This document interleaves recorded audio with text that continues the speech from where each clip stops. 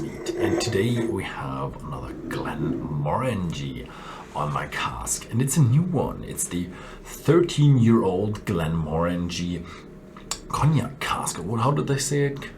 Barrel Select Release Cognac Cask Finish. Yeah, it's a finish in a cognac cask by Master Distiller Dr. Bill Lumsden, and I've read a bit about that stuff, and it's small batches, and it was matured in bourbon casks, and after it got a finish in cognac casks. But Dr. Lumsden, you chose used cognac cask because first of all, they're French oak. There are more tannins and more heavier flavors within the French oak, most of the French oak, and especially in this one. And also the cognac, as it is a distilled wine and has a very strong aromas as well, he actually chose used casks, so that you don't have that much of an influence on that fruity, nice, fresh, easy Glenmorangie. So yeah, it is I would call it a light finish. It's not a finish that gave the whiskey just tons and tons amount of flavors to it. And here in the back they even say an oaky and fruity whiskey. So Dr. Bill Lumsden chose it so that you already get some of the oaky and more strong tastes from the cognac and from the French oak, but he didn't want to lose the probably the pineapple and fruity nature of the Northern Highland malt called Glenmorangie. Because Glenmorangie is a pretty easy whiskey to drink. If you have the 10-year-old, it's just very mild, very friendly, and then you have the different I think I have some here. There's a 10 behind me, and there is a sherry in the back. I don't know if you can see it.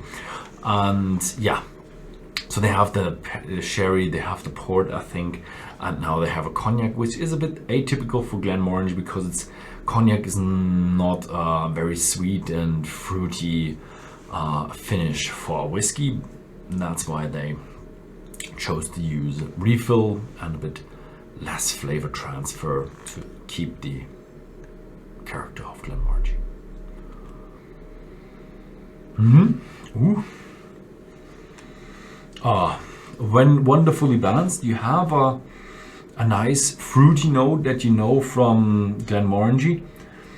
That is a little bit of a bourbon character there, and a little bit of a tropical fruit there, but also a lot of apple, a lot of fermented fruit, and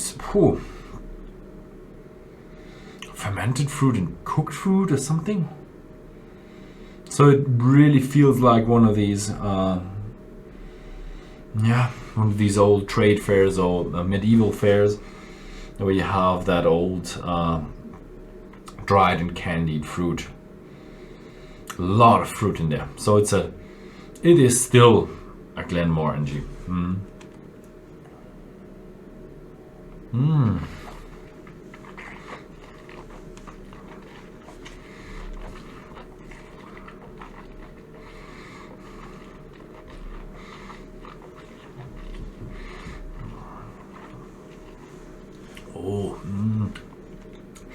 It is. It got a nice flavor to it.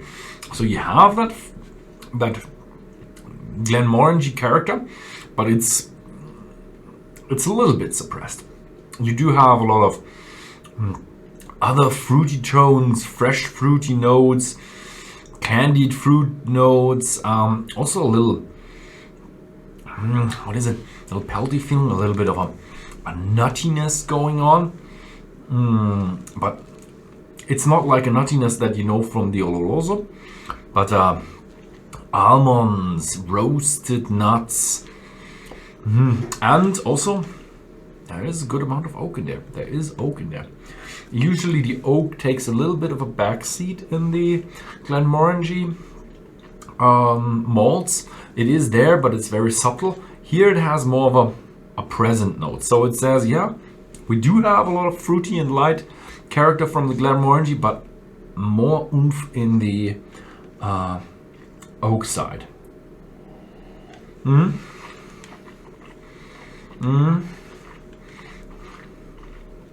So it is.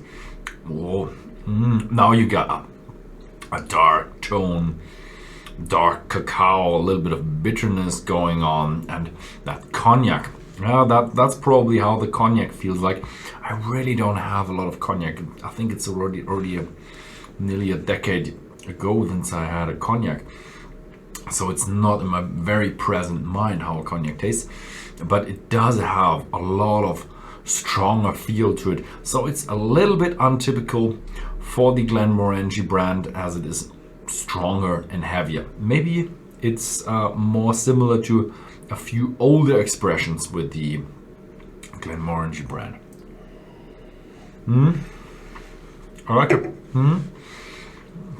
It's a little bit extraordinary, a little bit different, and from what you've seen in the recent past with Glenmorangie, it's a lot different. So Tail of Cake is like the opposite end of what you can be with Glenmorangie from the Tail of Cake, and but it's a really nice one. That was it. Thank you very much for watching, and see you next time.